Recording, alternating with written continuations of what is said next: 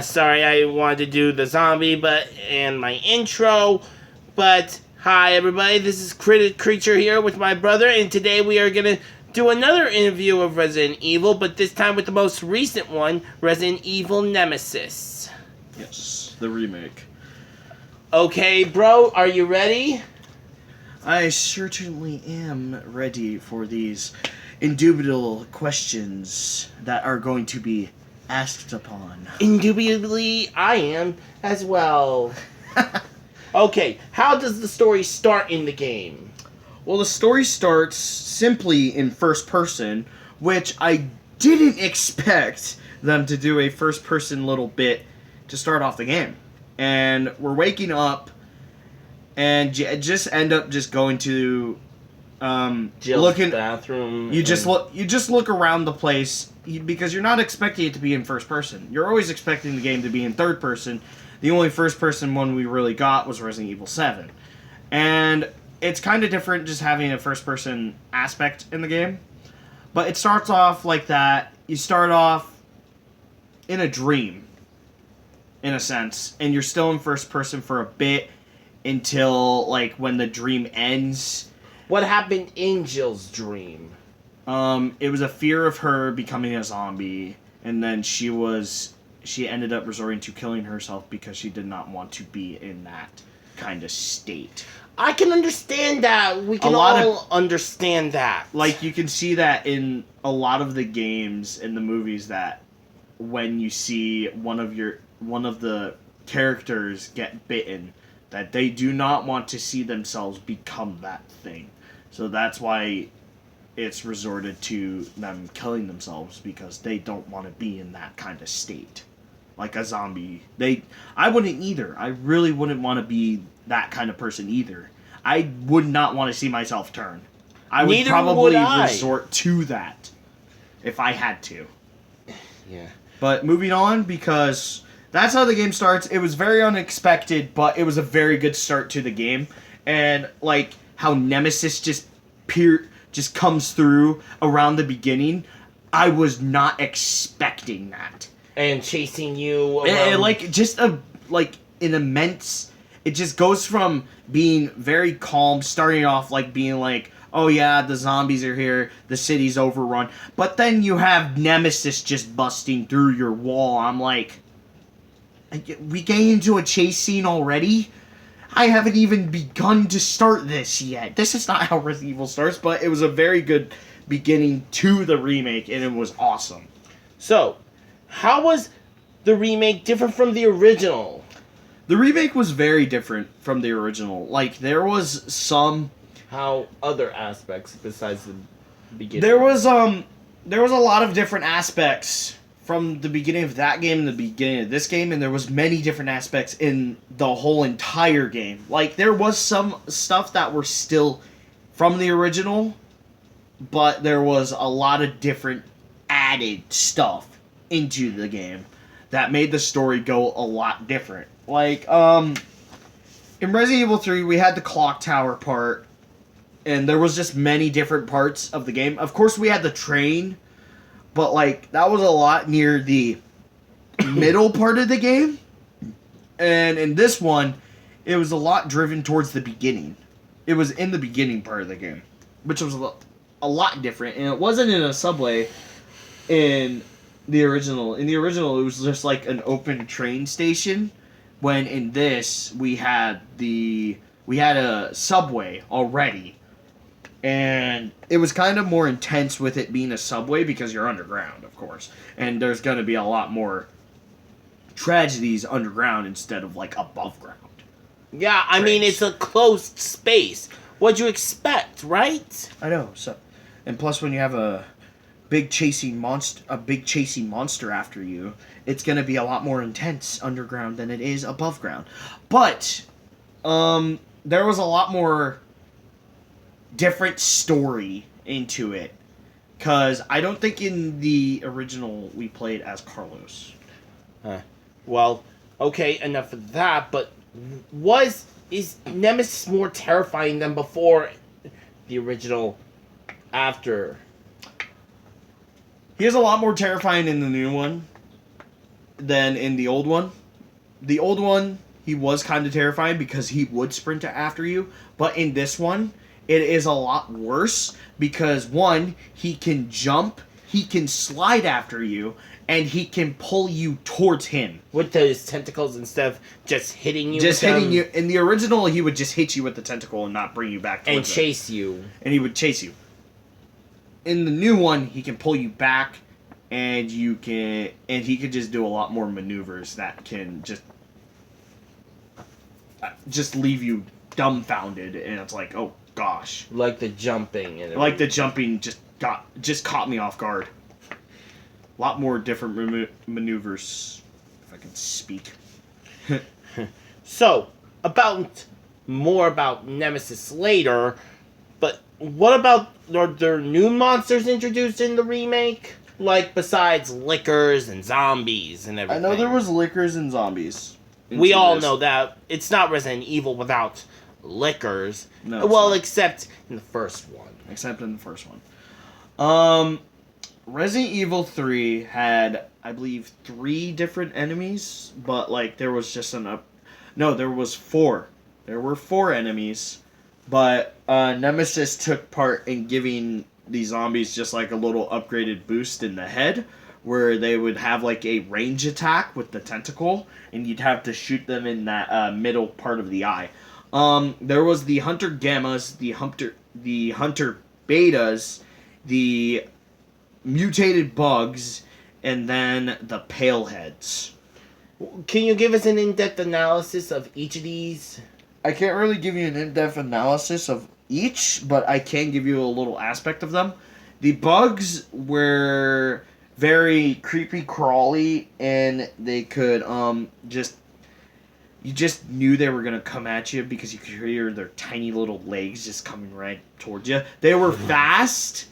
They could crawl on ceilings and walls, and they would be able to have a surprise attack jump on you and be able to put a parasite in you that you could only get out with a green herb, and that's the only way. And it would be, if you kept the parasite effect a long time, it would just keep on eating your health down, and that part was very very gross. The Hunter Gammas were Hunter Gammas were in the sewers. They were kind of like sewer dinosaurs. They were slow movers, but when they came in for the attack, they kind of like just moved a little bit faster towards you. They were weak in the legs. They were very weak in the legs, but they could die sometimes to one grenade if you had it on you. And that area is where you got the grenade launcher, so that really helped out. Hunter Betas came around in the hospital where they could move super fast, and they had claws to Rip you to shreds and could really attack you fast. Wait, are these Hunter Betas the same kind of frog monsters you encounter in the first one? They look like the frog monsters, but they are not. The frog monsters moved towards you, like, at a rate, but these ones moved very fast side to side and could dodge your attacks.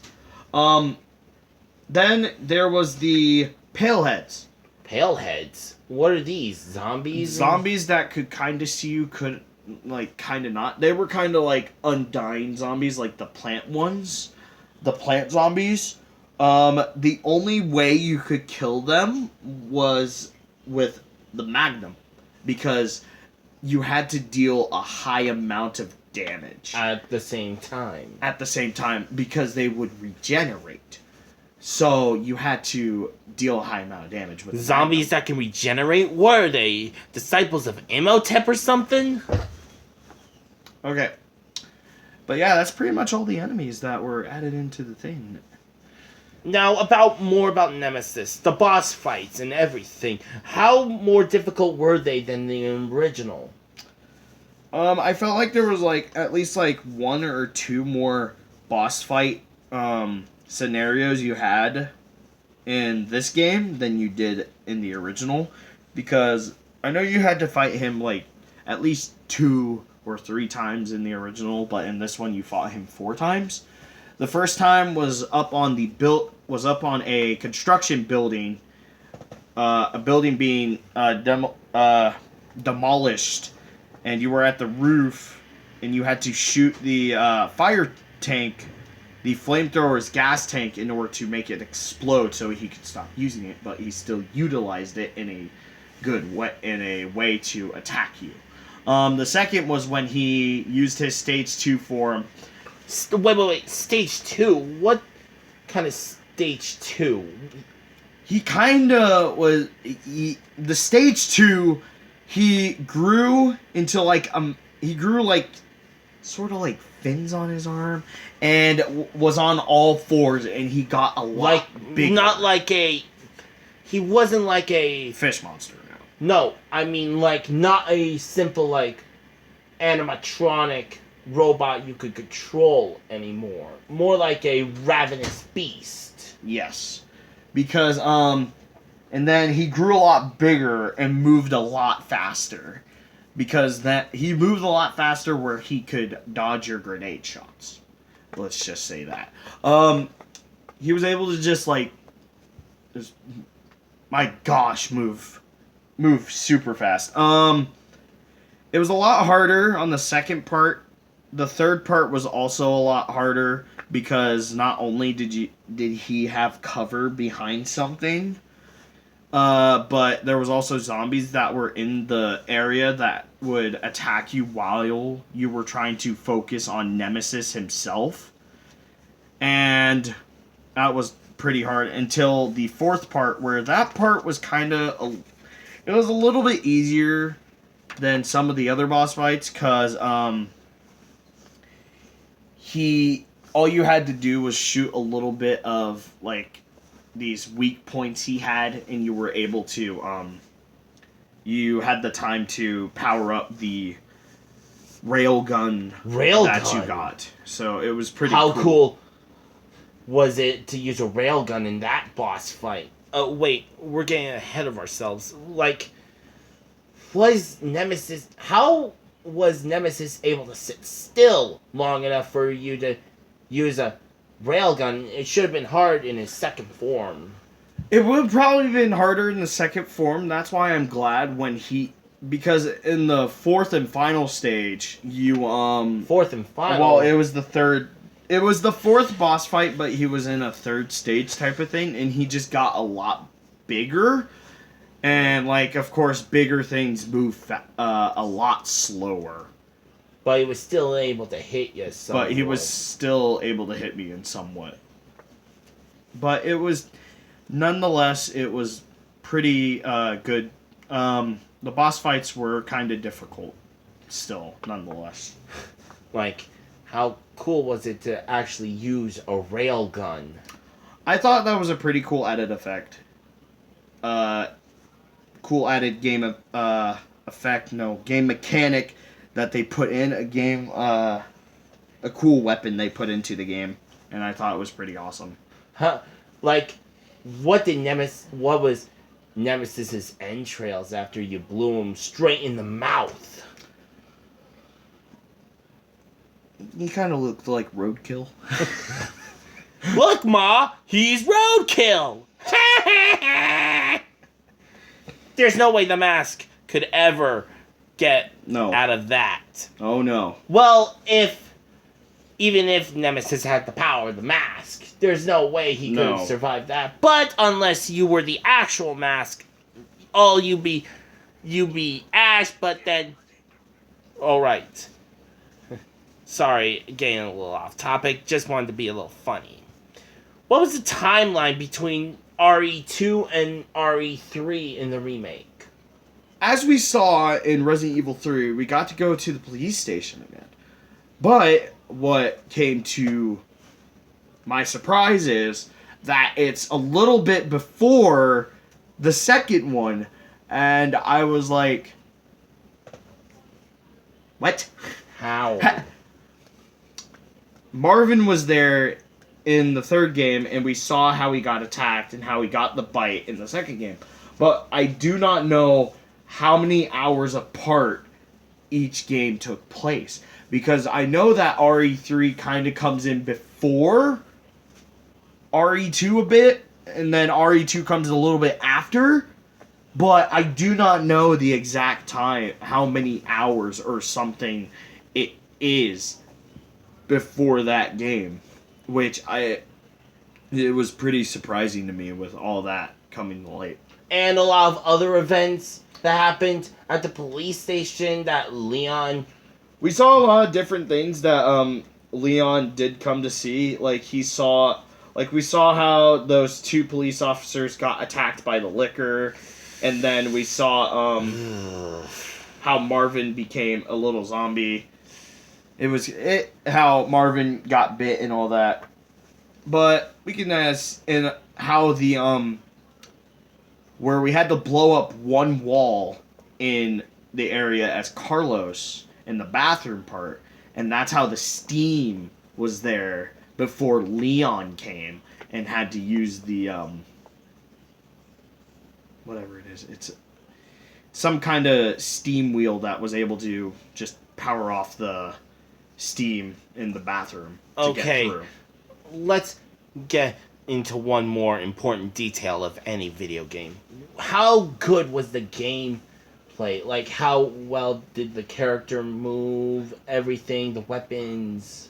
I thought the game moved pretty smooth as RE2 did. Like, they still had the same gameplay mechanics, but RE2, you were more investigating the police station and stuff, and a lot of underground. And then, until you came around Kendo's gun shop and all that.